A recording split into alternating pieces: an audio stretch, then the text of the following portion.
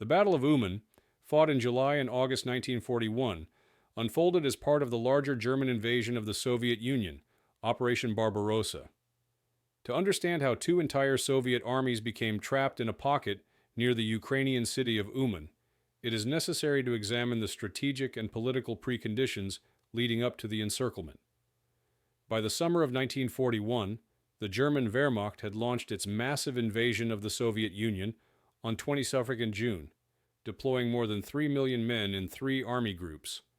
Army Group South, commanded by Field Marshal Gerd von Rundstedt, was tasked with advancing into Ukraine, capturing its rich agricultural and industrial resources, and securing the oil fields of the Caucasus. Its composition included the German 6th, 11th, and 17th Armies, as well as the 1st Panzer Group under General Ewald von Kleist. Facing them was the Soviet Southwestern Front, commanded by General Mikhail Kirponos. The front fielded the 6th, 12th, and 26th Armies, with additional reserves being drawn into the area as the front line shifted eastward. The 6th Army, under General Ivan Muzichenko, and the 12th Army, under General Pavel Ponedelin, were positioned in the right sector of the Southwestern Front, near the approaches to Vinnytsia, Berdichev, and eventually Uman. Combined, these two armies counted approximately 20 rifle divisions, supported by several tank and mechanized brigades, with a total manpower strength of about 200,000. However, by July 1941, these units had already suffered significant losses in earlier engagements, reducing their effective strength. Strategically, both sides entered this phase of the war with contrasting goals. The Germans sought rapid encirclements to annihilate Soviet armies before they could retreat and regroup east of the Dnieper. Their doctrine emphasized speed, mobility, and coordination between panzer spearheads and infantry armies. The Soviets, in contrast, were attempting to stabilize the front after catastrophic defeats in the border battles of June. Orders from the Soviet High Command, Stavka, required the defense of Ukraine at all costs, both for its economic importance and to prevent the Germans from advancing toward the Black Sea and Caucasus. This insistence on holding ground, even in unfavorable conditions, often prevented Soviet armies from retreating in time to avoid encirclement. The terrain around Uman added to the complexity. Located in central Ukraine, the region consisted of open steppe interspersed with rivers such as the Southern Bug and Dniester, which formed natural obstacles but also constrained movement.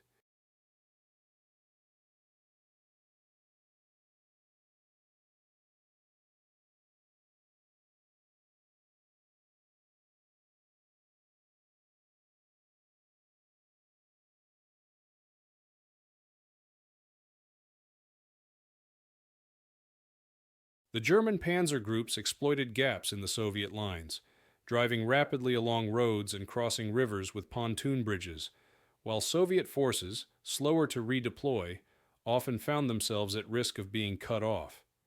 In the weeks before the encirclement, Soviet losses were already immense. The 6th and 12th Armies had been forced back steadily from the western frontier, suffering attrition in men and equipment. Mechanized corps, deployed in costly counterattacks in late June, were largely destroyed by superior German coordination of tanks and aircraft. By mid-July, both armies were retreating toward Uman under heavy pressure. Stavka insisted that they hold positions west of the Dnieper, fearing that an early withdrawal would expose Kiev, but this decision inadvertently set the stage for their entrapment. The Germans, meanwhile, recognized the opportunity to encircle large Soviet forces west of the Dnieper.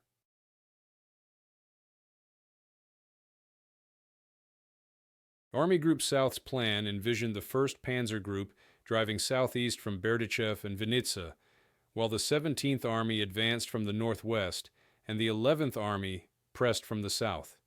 The coordination of these pincers, combined with Romanian forces securing flanks along the Dniester, aimed to trap Soviet formations in the Uman sector. Luftwaffe reconnaissance confirmed the concentration of Soviet troops in the area, further encouraging German command to commit to the maneuver. Thus, the preconditions for the Uman pocket were set by a combination of Soviet determination to defend forward positions, German insistence on rapid encirclements, and the geography of central Ukraine. The stage was prepared for one of the first major cauldron battles of the Southern Front, where entire Soviet armies would soon find themselves surrounded, cut off from supply, and fighting for survival in the opening phase of the Uman pocket unfolded in mid-July 1941 as the German advance pressed deep into Ukraine during the first weeks of Operation Barbarossa. By this time, Army Group South had already pushed more than 300 kilometers into Soviet territory. The 1st Panzer Group under Ewald von Kleist spearheaded the drive, moving rapidly eastward from the region of Berdichev and Vinnytsia, supported by the infantry formations of the 6th and 17th Armies. Their goal was to encircle and destroy Soviet forces still holding ground west of the Dnieper.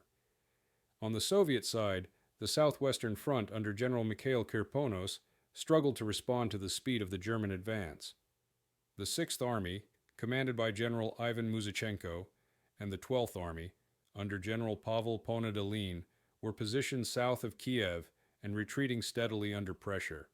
Their combined strength at this stage was around 20 rifle divisions, but many of these were under strength after earlier battles.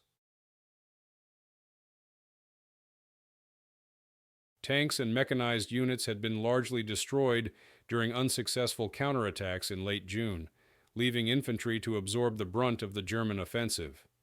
Despite mounting losses, Stavka continued to issue orders for the armies to hold their ground and resist at all costs. By 15th July, German armored spearheads were already threatening to outflank Soviet forces. Kleist's 1st Panzer Group pushed southeast toward the southern Bug River, aiming to sever Soviet lines of retreat. At the same time, elements of the German 17th Army advanced from the north, seeking to close the trap in coordination with the 11th Army, which was moving in from the south after its progress through Bessarabia with Romanian support. The rapid pace of German operations forced Soviet commanders to shift their headquarters repeatedly, disrupting communications and slowing coordination between the 6th and 12th Armies. The Luftwaffe daily sorties by German bombers and fighters targeted bridges, supply convoys, and retreating Soviet columns, further limiting the ability of the trapped armies to regroup. Rail lines leading eastward were cut in several places, stranding equipment and reserves.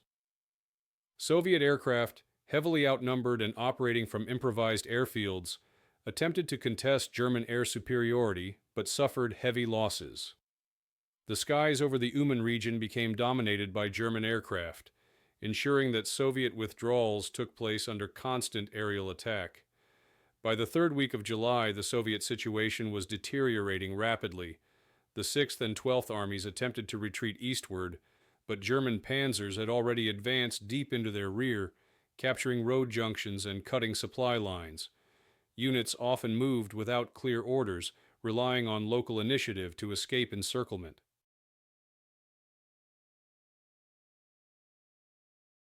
Large groups of soldiers became isolated in forests or along river crossings, where they fought desperate delaying actions. Civilians in the path of both armies endured bombardments and requisitioning of food and livestock, with many caught up in the chaotic retreat. German command recognized that the encirclement was closing successfully. Reports indicated that 2 entire Soviet armies were now compressed into a narrowing corridor west of Uman. Orders were issued to intensify the drive to seal the pocket completely. By the end of July, German armored units had advanced beyond Uman itself, linking with infantry to form a solid ring of encirclement.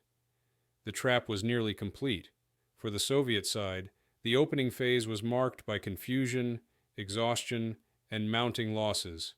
Stavka still hoped that the 6th and 12th Armies could break out eastward toward the Dnieper, but the speed of the German advance had already made this almost impossible. The battle was entering its decisive stage, with the Soviet forces pressed into a tightening pocket from which escape would prove increasingly difficult.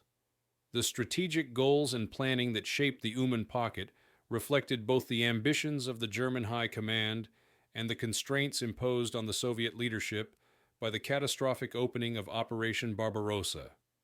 By July 1941, the German offensive had shattered much of the Soviet frontier defense, and the Wehrmacht sought to translate its early successes into large encirclements that would cripple Soviet combat power before the Red Army could reorganize.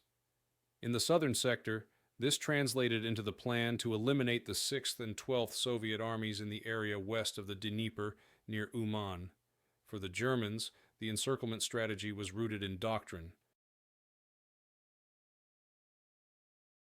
Blitzkrieg emphasized rapid armored thrusts to bypass strongpoints, penetrate deep into the enemy rear, and link with infantry armies to form cauldrons, Kesselschlachten, that destroyed entire enemy groups. In the south, the 1st Panzer Group under General Ewald von Kleist was the primary instrument of this plan. Its Panzer Corps, equipped with hundreds of tanks, advanced at high speed, disrupting Soviet retreat routes.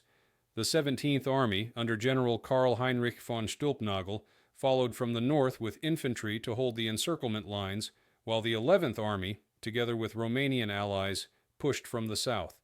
Coordination between these three elements was critical. The panzer spearheads would close the trap, and the slower infantry formations would compress the pocket. German High Command also considered the larger strategic picture.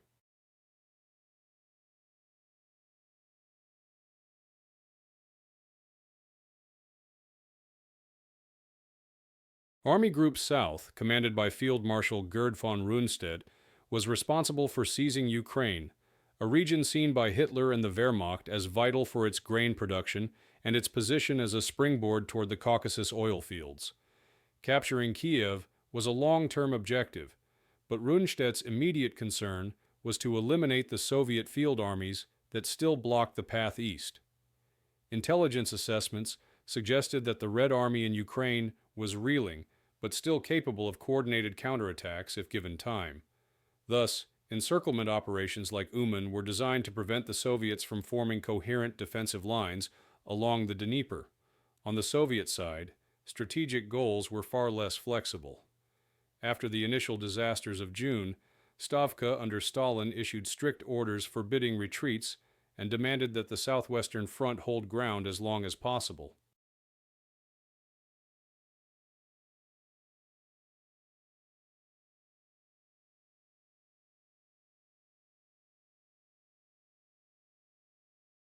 The defense of Ukraine was framed as essential not only for military reasons, but also for political and economic ones. Stalin feared that a rapid German advance into central Ukraine would undermine Soviet authority and morale, while also threatening industrial relocations and agricultural resources. As a result, the 6th Army under General Ivan Muzichenko and the 12th Army under General Pavel Ponedelin were ordered to stand and fight, even though their positions were increasingly untenable. The Soviet armies had little ability to conduct large-scale withdrawals. Their logistics were in crisis. Fuel and ammunition stocks were low, transport columns had been shattered by Luftwaffe air raids, and coordination between units was weak due to disrupted communications. The Southwestern Front, commanded by General Mikhail Kirpanos, tried to stabilize the situation by shifting reserves, but the reserves themselves were undertrained and poorly equipped. Mechanized corps that might have countered German armor had already been destroyed in earlier engagements around Brody and Berdichev. This left rifle divisions, often at half their authorized strength, to resist mobile German formations. Planning at the Soviet level was further complicated by political interference. Orders from Stavka emphasized holding positions to the last man, discouraging commanders from attempting organized withdrawals. Reports from the front describing encirclement risks were often dismissed or minimized in Moscow, where Stalin feared that acknowledging the danger would lead to panic. Instead, Soviet leadership maintained expectations of counterattacks that were unrealistic, given the exhausted state of their forces. The Luftwaffe played an integral role in German planning. Air superiority allowed for deep reconnaissance, which tracked Soviet troop movements and identified gaps for Stuka dive bombers and medium bombers targeted bridges, rail stations, and columns of retreating Soviet troops, effectively paralyzing movement and sealing the encirclement more tightly. Luftwaffe commanders coordinated closely with the 1st Panzer Group, ensuring that advancing German armor operated under a protective umbrella of air cover, while Soviet attempts to regroup were constantly disrupted. The Romanians also had a role in German planning, though their contribution was largely limited to holding sectors of the southern front.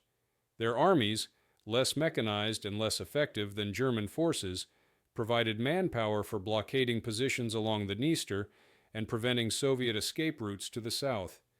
This freed German divisions to concentrate on the encirclement maneuver around Uman itself. By late July 1941, the strategic situation had crystallized.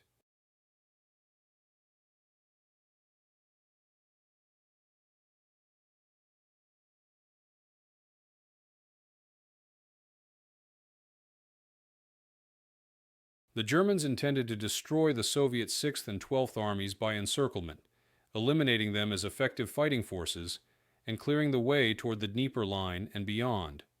The Soviets, by contrast, were trapped by their own strategic imperatives. They were ordered to defend ground they could no longer hold with weakened forces and inadequate logistics. The German plan relied on speed and coordination, while the Soviet posture reflected rigidity and attrition. Propaganda on both sides reinforced these strategies. German reports portrayed the coming encirclement as evidence of the superiority of German operational art, while Soviet broadcasts emphasized heroic resistance and the need to stop the invader at any cost.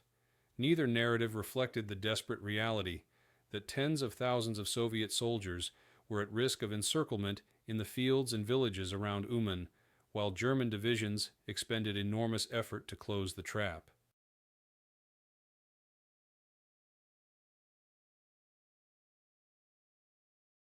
The planning stage thus set the conditions for a battle that would become one of the first major encirclements in the southern sector of the Eastern Front, with consequences that reached far beyond the immediate battlefield. The clash around Uman began in earnest during the last week of July 1941, when the German pincers of the 1st Panzer Group and the 17th Army accelerated their advance to close the encirclement.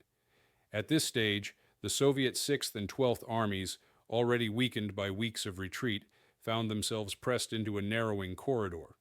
The first major engagements around the town revealed both the tactical skill of the Germans in conducting mobile warfare and the desperate attempts of Soviet forces to stave off disaster. On 25 and 26 July, Kleist's panzer spearheads moved swiftly eastward from Vinitsa toward the approaches of Pervomaisk and Uman.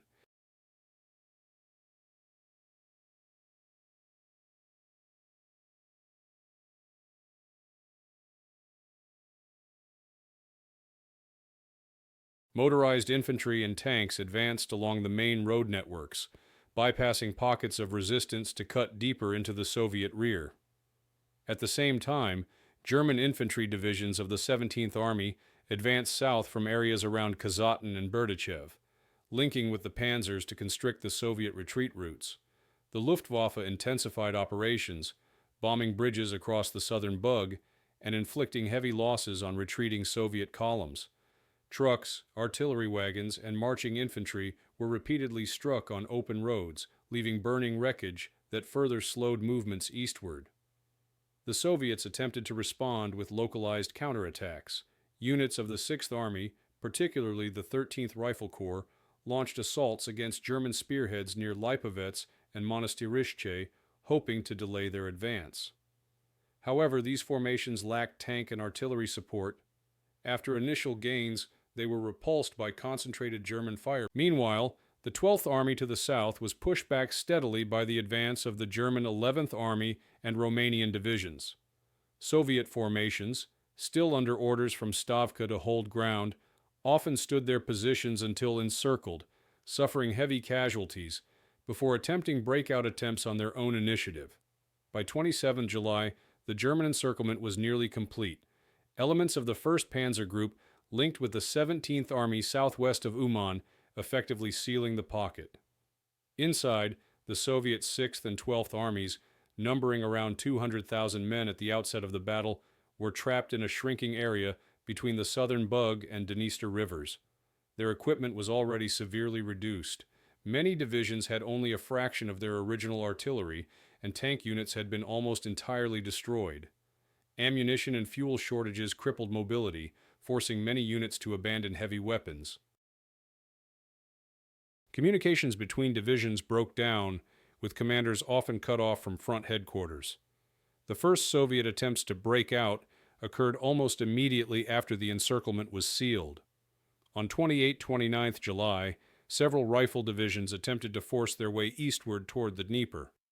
Fighting erupted around the villages of Taln and Podvysokoye, where German infantry and panzers held blocking positions. The Soviets advanced in waves, sometimes managing to penetrate local lines, but they were met by counterattacks that restored the German ring. German reports described repeated engagements in which Soviet soldiers attacked with determination but without coordination, leading to heavy casualties. Prisoners taken revealed the desperate state of morale. Many were exhausted, hungry, and unsure of where their own front lines lay. Civilians in the Uman region suffered heavily during these clashes. Villages became battlegrounds as both sides requisitioned food, burned shelters for fuel, and fought from house to house. Luftwaffe raids struck not only Soviet columns, but also towns suspected of harboring troops. Refugees crowded roads alongside retreating soldiers, only to be caught in artillery or airstrikes. For many locals, the battle brought destruction of crops during harvest season, creating shortages that would persist long after the front moved eastward. German accounts noted the scale of the encirclement. By the end of July, they estimated that more than 100,000 Soviet troops were trapped, though the actual number remained higher. The Wehrmacht focused on systematically reducing the pocket.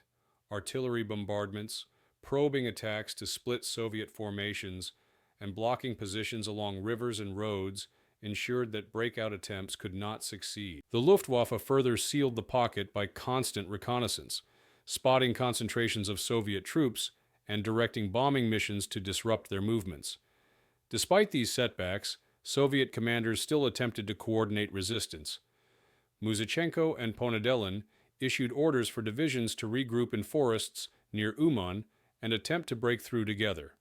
However, lack of communication equipment and the disintegration of unit cohesion meant that these plans rarely materialized in practice. Instead, isolated regiments fought desperate rearguard actions, while others attempted piecemeal breakouts, only to be destroyed or captured. By 31st July, the pocket had contracted to an area of roughly 15 by 20 kilometers, with Soviet troops crammed into villages, ravines, and forests. Supplies were nearly exhausted, with many soldiers subsisting on whatever they could. Ammunition shortages meant that rifles were often fired sparingly, and artillery pieces were abandoned when shells ran out. The initial clashes of the Uman pocket had given way to a brutal struggle for survival, where Soviet forces faced overwhelming pressure from every side, and the German plan of encirclement was unfolding with ruthless efficiency. The first engagements thus set the tone for the battle. The Germans relied on speed, coordination, and air power to compress the pocket, while the Soviets, constrained by rigid orders and logistical collapse, could only mount fragmented resistance. What had begun as a series of rapid maneuvers was now transforming into a siege-like battle of attrition, one that would culminate in the destruction of two entire Soviet armies within the following weeks. The escalation of the Uman pocket began as July gave way to August 1941. What had started as a rapid German encirclement operation now turned into a grinding struggle as two Soviet field armies, the 6th and the 12th, fought to survive inside a tightening ring. The situation grew increasingly desperate with each passing day. German forces reinforced their lines to prevent any breakout attempts, while Soviet commanders, cut off from higher command and nearly out of supplies, sought every possible means to delay collapse. By the first days of August, the pocket contained an estimated 160,000, 180,000 Soviet troops, along with tens of thousands of support personnel and civilians caught in the encirclement. The Germans, determined to complete the destruction, deployed additional infantry divisions from the 17th Army and coordinated with the 1st Panzer Group to seal all possible exits. The Luftwaffe intensified air raids, targeting concentrations of troops. Bombing runs scattered formations, destroyed supply caches, and further weakened already fragile morale. Inside the pocket, conditions deteriorated rapidly. Ammunition stocks were almost exhausted, and many divisions reported only a handful of shells per artillery piece or a few dozen rounds per rifle. Machine guns were often silenced for lack of belts. Food was scarce. Rations had collapsed to foraging in local fields, slaughtering livestock, or eating whatever could be salvaged from abandoned stores. Civilians shared these hardships, their homes taken over by soldiers and their crops consumed under the pressures of survival. Wells and streams became contested resources, leading to outbreaks of disease as sanitary conditions broke down. Soviet commanders attempted several coordinated breakouts.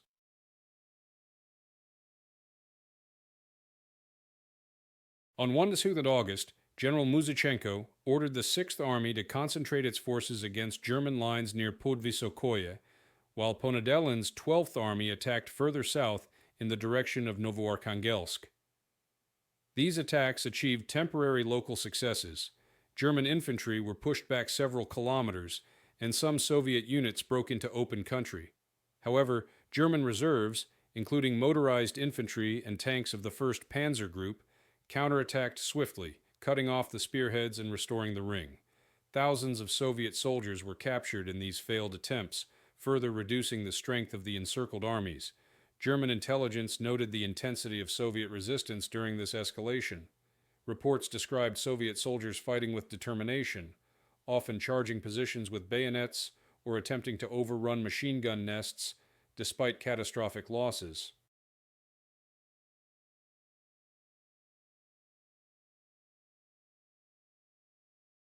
Prisoner interrogations revealed that many were ordered to attempt breakout at any cost, with failure regarded as unacceptable. Yet without fuel, ammunition, or coordination, these efforts were doomed. German commanders concluded that the pocket could be eliminated through systematic reduction rather than riskier frontal assaults. The escalation phase also saw the Germans employ psychological pressure. Loudspeakers and leaflets called on Soviet troops to surrender, emphasizing their hopeless position and promising humane treatment. While some units capitulated in groups, the majority continued to resist, either due to discipline, fear of reprisal, or the belief that relief might still come from the east. Stavka had not entirely abandoned the armies. Distant orders called on them to hold out, but no realistic relief force was available, as the southwestern front itself was under massive pressure along the Dnieper. Villages within the pocket were shelled, burned, or abandoned. Families were displaced repeatedly as the fighting shifted from one location to another. German artillery bombardments, followed by Soviet counterattacks, destroyed much of the local infrastructure. Food shortages among civilians reached critical levels, and many fled into forests or ravines, only to be swept up in the chaos of military operations. By 3–4 August, the Soviet position had contracted to a narrow strip of territory between Uman and Podvysokoye. German artillery bombarded this area continuously, while Luftwaffe bombers pounded it from above. Fires raged across fields and villages, destroying whatever shelter remained. Soviet troops, increasingly fragmented into isolated groups, continued to attempt small-scale breakouts under cover of darkness. A few hundred men succeeded in slipping through German lines, but the vast majority were intercepted, killed, or forced back into the pocket. German command judged that the escalation phase had effectively broken Soviet cohesion. While the encircled armies still numbered in the tens of thousands, they no longer operated as unified formations. Instead, resistance was conducted by scattered divisions or regiments with no overall control. Communications between Muzichenko and Ponedelin were unreliable, and by early August, both generals were themselves at risk of capture. The crisis at Uman had thus reached its peak of escalation. The Germans controlled the initiative completely, tightening their encirclement with systematic efficiency, while the Soviets were left with diminishing options. Every attempt to break free only bled the pocket further. The stage was set for the final destruction of the 6th and 12th Armies in the coming days, an outcome that would underline both the effectiveness of German operational doctrine and the immense human cost of Soviet orders to. The peak of the battle for the Uman pocket occurred in the first week of August 1941, when the encircled Soviet forces, already battered by weeks of retreat and days of isolation, faced the concentrated effort of the German Army Group South to liquidate the pocket. By this stage, the Soviet 6th and 12th Armies were compressed into a shrinking zone of roughly 15 by 20 kilometers, centered near the villages of Podvysokoye, Pervomaisk, and Novoarkhangelsk. What had once been a force of more than 200,000 men was now reduced in effectiveness by losses, desertions, and disorganization. German command treated the destruction of the pocket as a priority. Rundstedt's Army Group South directed the 1st Panzer Group and the 17th Army to seal all escape routes firmly. Infantry divisions established strong blocking lines supported by artillery, while panzer and motorized elements. The Luftwaffe maintained almost continuous air pressure, bombing Soviet assembly areas and targeting the few remaining heavy weapons still operational inside the pocket. German commanders estimated that the Soviet forces still had enough manpower to launch desperate breakouts, so they reinforced critical junctions with mobile reserves. Inside the pocket, the situation was catastrophic. Food had run out almost entirely. Soldiers were reported slaughtering horses, digging for unharvested potatoes, or eating raw grain. Water sources were contaminated, leading to outbreaks of dysentery and typhus. Ammunition was almost gone. Many riflemen had only a handful of cartridges left, while artillery crews often had no shells. Tank units were practically eliminated. A few immobilized machines were used as static strongpoints until they too were destroyed. Soviet command structure had nearly collapsed.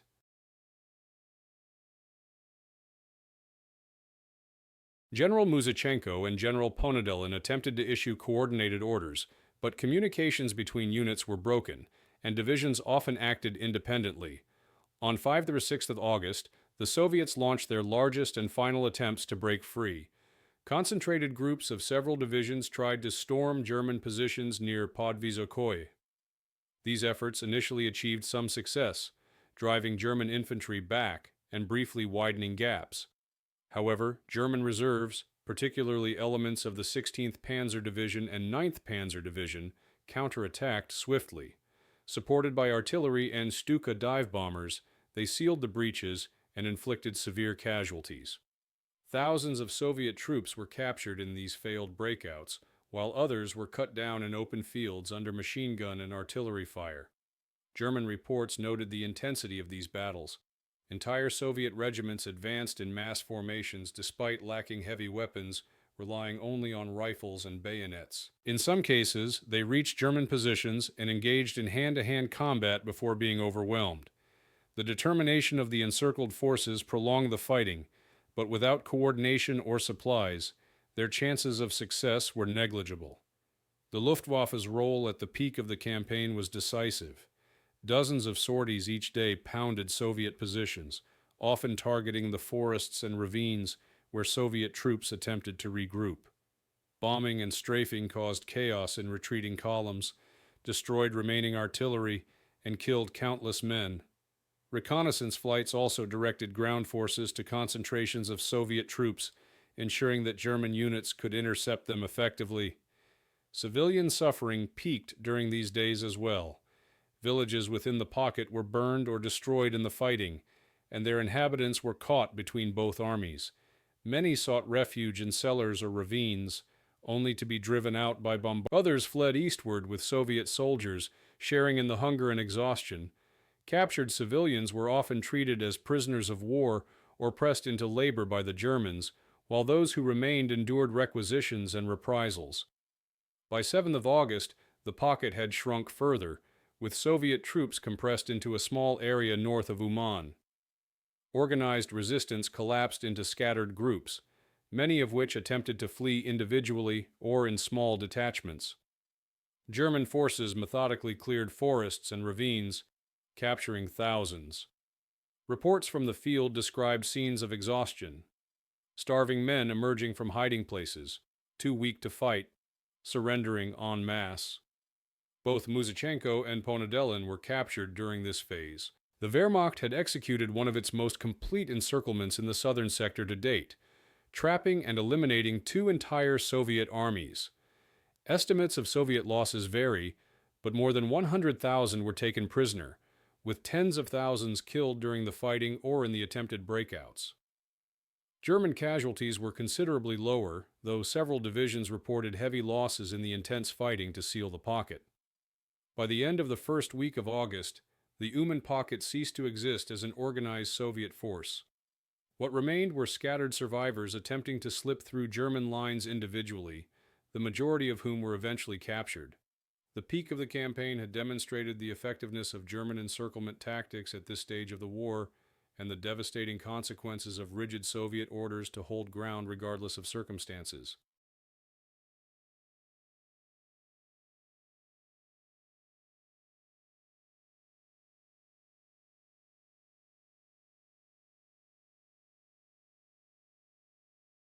The destruction of the 6th and 12th Armies was complete, leaving the path toward the Dnieper open to further German advances.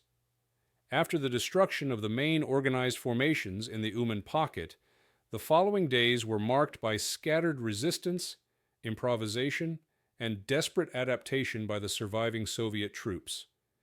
What had once been the 6th and 12th Armies was now a collection of fragmented units, isolated regiments, and groups of soldiers wandering through forests, ravines, and villages in search of food, water, and a way eastward. The German encirclement was tight, but the size of the area, combined with the terrain, allowed some groups to continue resisting even as overall Soviet command authority collapsed. Soviet commanders, having lost reliable communications, attempted to maintain cohesion by gathering remaining men into temporary combat groups. Officers and commissars issued orders to conserve ammunition, avoid direct confrontations unless essential, and prepare for night marches in hopes of breaking through the German ring.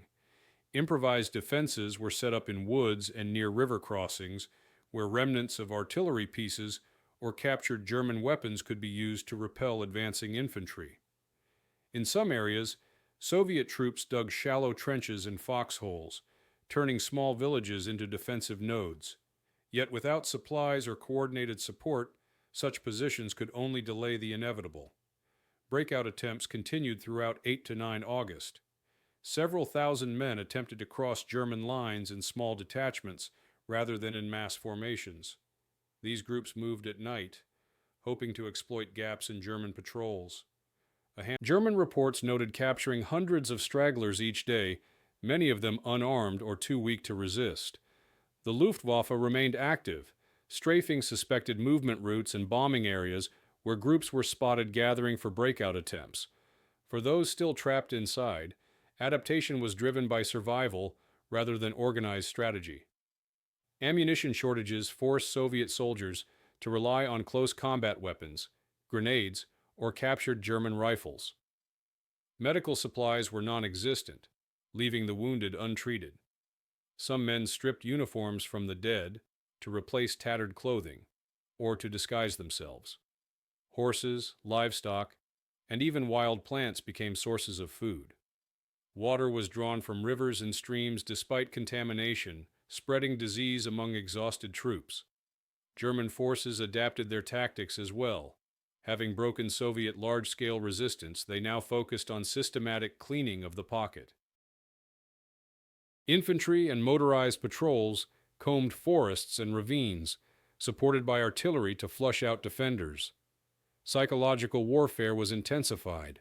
Loudspeakers and leaflets urged surrender, promising food and medical treatment. These appeals, combined with hopeless circumstances, convinced many to give up. Columns of prisoners grew daily, guarded and marched westward toward improvised collection points. Civilians caught in the pocket faced the same hardships. Many villages had been destroyed in bombardments, leaving families homeless. Some joined Soviet soldiers in their attempts to escape eastward, while others surrendered with the troops when German forces swept through.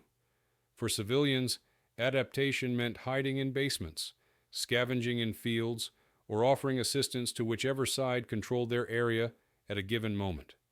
The arrival of German occupation authorities soon brought requisitions and control measures, turning survival into a daily struggle. Resistance also took the form of small-scale partisan activity. A few groups of Soviet soldiers, cut off but unwilling to surrender, moved into forests and began guerrilla-style operations, ambushing isolated German patrols or destroying supply wagons. These early partisan efforts were uncoordinated, but symbolized the persistence of Soviet resistance even after conventional forces had collapsed. German reports from late August noted sporadic attacks in the Uman region, evidence that not all Soviet soldiers had been captured or killed. Morale during this phase fluctuated sharply. Some Soviet groups clung to discipline and order, maintaining unit cohesion even in desperate circumstances. Others dissolved into leaderless bands, their primary focus survival rather than combat. German accounts emphasized the disorganized state of captured units, while Soviet post-war narratives highlighted the determination of those who continued fighting or managed to escape. Both perspectives reflected aspects of the truth. The encircled armies had been destroyed as effective fighting formations, but individual resistance endured beyond the official end of the battle. By mid-August, organized resistance within the Uman pocket had ceased. German forces had captured over 100,000 prisoners, including both Muzichenko and Ponedelin, along with thousands of officers and staff. Entire divisions ceased to exist. What remained were scattered survivors making their way east in small groups, some eventually rejoining the Red Army, others disappearing into captivity or death. The phase of resistance and adaptation demonstrated both the resilience of individual soldiers under extreme conditions and the futility of attempting to sustain large formations without supplies or relief. This stage underscored how the Battle of Encirclement did not end the moment the ring was closed.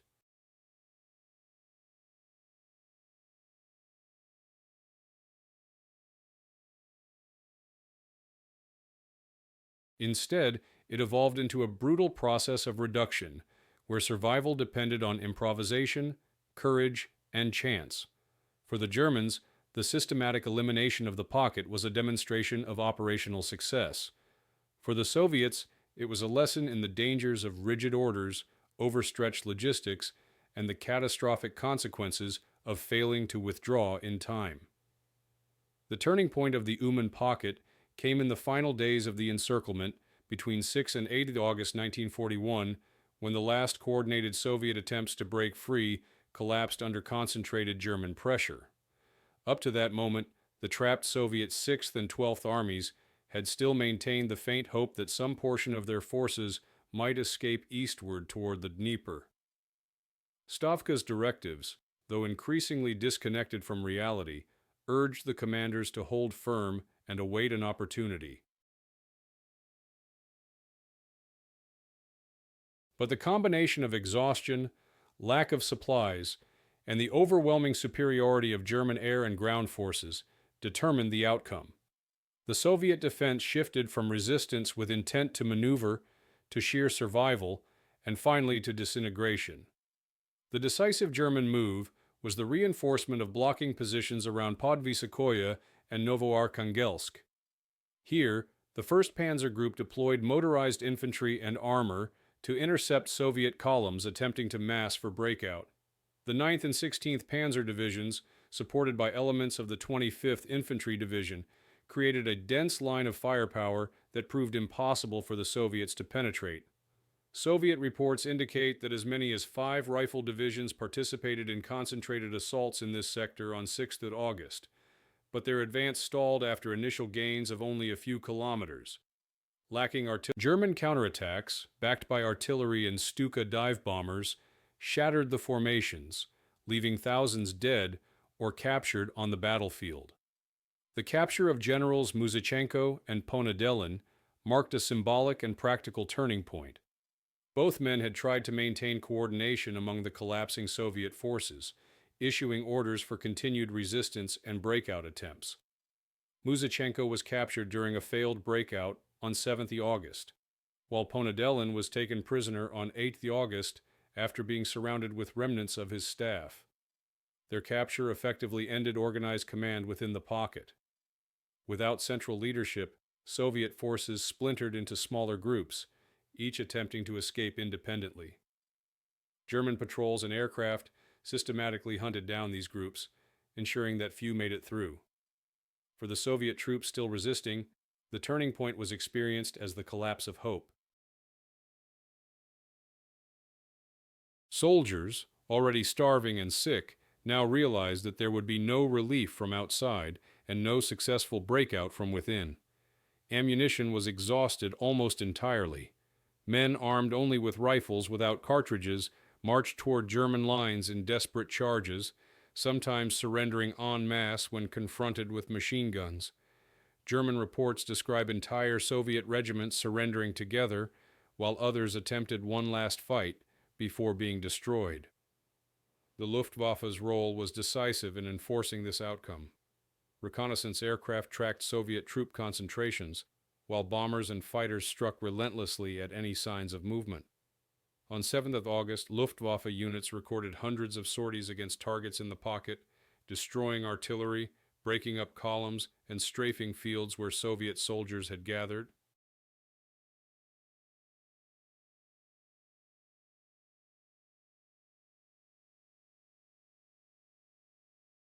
German accounts emphasized that air power prevented the Soviets from regrouping for a concerted breakout, ensuring that the pocket was reduced systematically rather than in one climactic battle. The human consequences of the turning point were profound. The encircled area became a scene of devastation, with burned villages, wrecked equipment, and corpses scattered across fields and ravines. Civilians who had remained in the region were caught in the collapse, many forced to flee with retreating soldiers or surrender to German forces alongside the armies.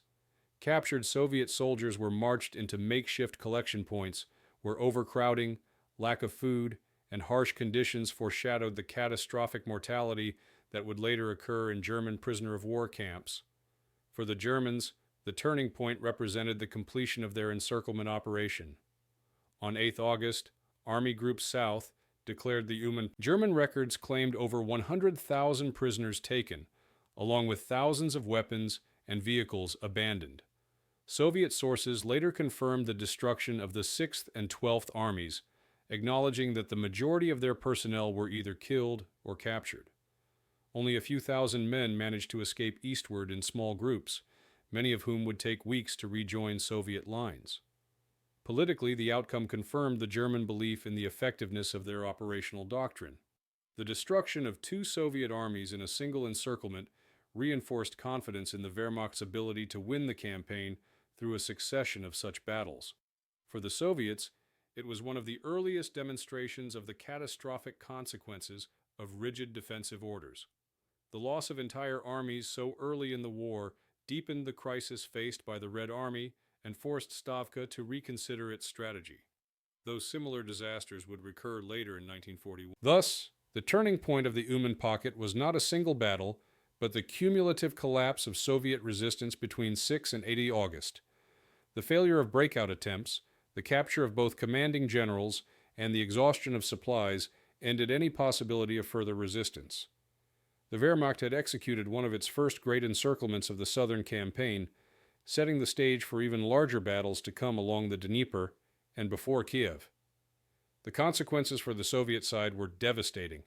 2 field armies destroyed, morale shaken, and the path open for German advances deeper into Ukraine. The aftermath of the Uman pocket unfolded in the second week of August 1941, when the German Army Group South announced the encirclement closed and declared the Soviet 6th and 12th Armies destroyed. What followed was the systematic reduction of remaining resistance, the mass capture of Soviet troops, and the transformation of the battlefield into a zone of devastation.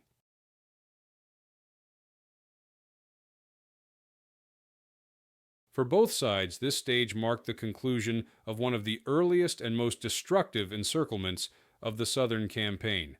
German records from 8-9 August indicated that approximately $103,000, 110,000 Soviet soldiers were taken prisoner, including both generals Ivan Muzichenko and Pavel Ponedelin, along with hundreds of senior officers. Thousands more were killed during the final fighting or in failed breakout attempts. Equipment losses were immense. Several hundred artillery pieces were captured intact or abandoned, dozens of tanks were destroyed or immobilized, and vast quantities of small arms were seized. Columns of prisoners stretched for kilometers along roads leading westward, guarded by German infantry and police units. The encircled Soviet forces had ceased to exist as coherent armies. For the Red Army, the destruction of the Sixth. These formations had once numbered more than 200,000 men at the outset of Operation Barbarossa. By mid-August, only scattered survivors managed to escape eastward, often in small groups of a few dozen. Soviet accounts after the war noted that a few thousand stragglers eventually rejoined their lines near the Dnieper, but the overwhelming majority were killed or captured. The loss of these armies removed an entire segment of the southwestern front, leaving a dangerous gap in Soviet defenses in central Ukraine. This directly exposed the approaches to the Dnieper River and contributed to the subsequent German advance toward Kiev. Conditions for the captured soldiers in the aftermath were dire. Prisoners were concentrated in improvised camps, often in open fields without shelter. Food and water were scarce, and medical care was nearly non-existent. Reports from the period describe many dying of exhaustion, wounds, or disease within days of capture. German logistical systems were unprepared to handle such large numbers, and the Wehrmacht often delegated the handling of prisoners to rear area units with minimal resources. This foreshadowed the massive mortality that would occur among Soviet prisoners of war throughout 1941-42. Civilians in the Uman region also faced immediate consequences. The battle had devastated villages, destroyed crops, and left infrastructure in ruins. Families that had sheltered soldiers or been caught between the lines now faced German occupation policies, including requisitions of food, forced labor, and restrictions on movement. Many young men were detained as prisoners or conscripted into labor detachments, while women and children were left to fend for themselves amid shortages. For the local population, the aftermath of the pocket was not liberation from fighting, but the beginning of years of occupation. For the Germans, the capture of the pocket was seen as a triumph of operational art.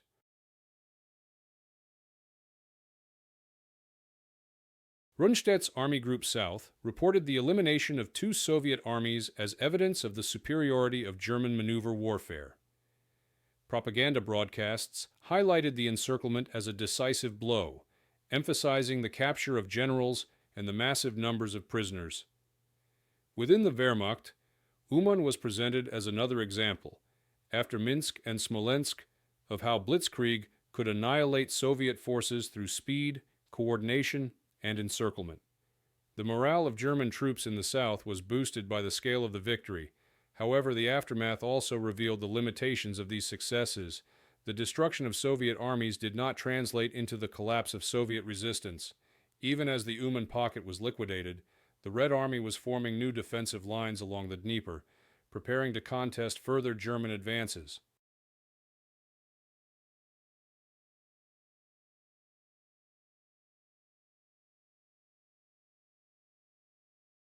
While the Soviets had lost huge numbers of men and equipment, the vast reserves of manpower meant that replacements would be raised quickly, even if poorly trained and equipped. German commanders, though satisfied with the victory, noted the relentless appearance of new Soviet units blocking their advance. The humanitarian consequences of the aftermath were severe.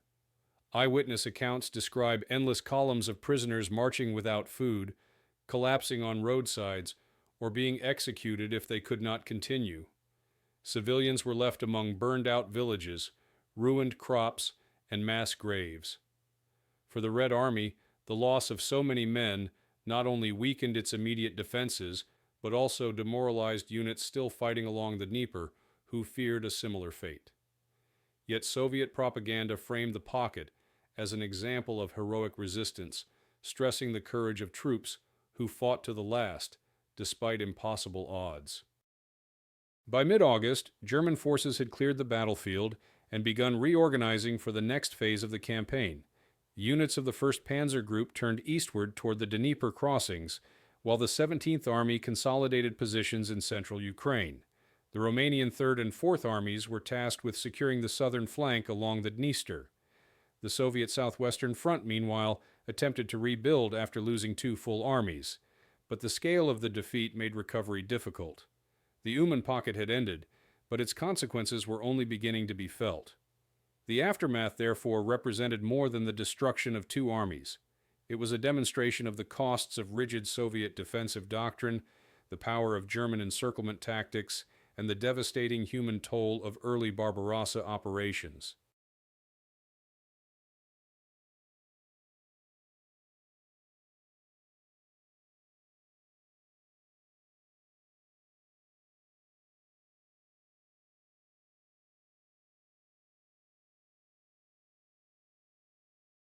The battlefield around Uman was left littered with wreckage, corpses, and displaced civilians. A stark reminder of how quickly entire armies could be annihilated in the war of movement that defined 1941. The legacy and historical significance of the Uman pocket extended far beyond the weeks of combat in July and August 1941.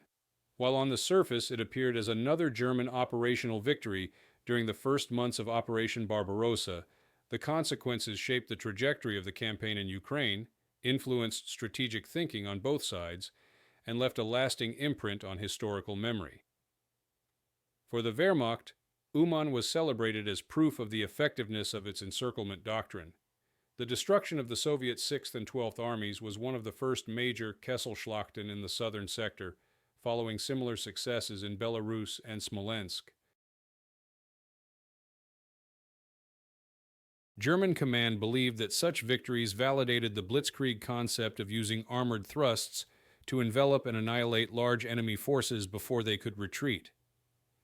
Reports to Berlin emphasized that more than 100,000 prisoners had been taken, including 2 generals and hundreds of staff officers, along with the capture of artillery, vehicles, and supplies.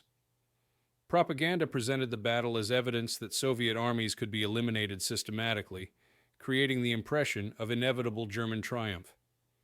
Yet in retrospect, Uman also illustrated the limits of these victories. While the elimination of 2 Soviet armies seemed decisive, the Red Army's depth of manpower and its capacity to raise new formations meant that such encirclements did not end Soviet resistance. Within weeks, fresh Soviet units were fighting along the Dnieper and preparing defenses at Kiev. The German army, despite its operational brilliance, lacked the resources. Each encirclement consumed time, fuel, and men, slowing the overall advance. Historians later noted that while Uman removed 2 armies from the Soviet order of battle, it did not bring Germany closer to achieving the broader strategic goal of forcing the Soviet Union out of the war. For the Soviets, the Uman pocket was a disaster, but also an early lesson. The loss of the 6th and 12th Armies, combined with the capture of their commanders, exposed the dangers of rigid defensive orders and the refusal to authorize timely retreats. The Stavka's insistence that these armies hold forward positions, rather than withdrawing behind the Dnieper, allowed the Germans to close the encirclement. The Red Army learned from this experience, slowly adapting its doctrine over the following months to improve its chances of avoiding similar encirclements, or at least making breakouts more feasible. Later operations emphasized greater mobility and more flexible defense, though disasters at Kiev and Vyazma in late 1941 showed how difficult it was to implement such lessons under continued German pressure. The human legacy of Uman was severe. Tens of thousands of Soviet soldiers perished in the pocket, either in combat or from starvation, thirst, and disease. More than 100,000 prisoners were marched into captivity, many to die in German POW camps over the winter of 1941 to 42. Civilians in the Uman region endured devastation. Villages were destroyed, crops burned, and populations displaced. For local communities, the battle was remembered not as a military maneuver, but as a catastrophe that destroyed livelihoods and brought years of harsh occupation. In the broader scope of the war, Uman marked a transition point. it was one of the last. The experiences of Uman directly influenced German confidence in repeating such operations, while for the Soviets it served as a warning of what awaited if forward armies were left too exposed. Thus, Uman foreshadowed the scale of the disasters that would soon follow, but it also highlighted the resilience of the Soviet state, which, despite losing entire armies, continued to field new forces. After 1945, the memory of Uman was shaped differently in German and Soviet narratives. In German accounts, especially memoirs of Wehrmacht commanders, it was often cited as a successful demonstration of operational art. Soviet historiography, by contrast, downplayed the battle, framing it within the larger context of the heroic struggle of 1941 rather than focusing on the loss of entire armies. Local memory in Ukraine, however, preserved the devastation inflicted on the region, where mass graves and ruined villages bore witness to the scale of the tragedy. For historians today, the significance of Uman lies in its role as a microcosm of Barbarossa's opening phase. It demonstrated how German operational superiority could achieve spectacular encirclements, yet also how these victories were insufficient to break Soviet resistance strategically. It revealed the weaknesses of Soviet command, logistics, and doctrine, but also the Red Army's capacity to recover from even catastrophic defeats. The destruction of the 6th and 12th Armies at Uman, while devastating, did not prevent the Soviets from continuing the war, mobilizing reserves, and eventually turning the tide. In conclusion, the Battle of Uman Pocket was not merely a clash of armies, but a moment that encapsulated the brutal logic of the war in the East. The annihilation of entire formations, the suffering of soldiers and civilians alike. Its legacy is one of destruction, adaptation, and historical lessons that resonate as part of the larger narrative of the Eastern Front.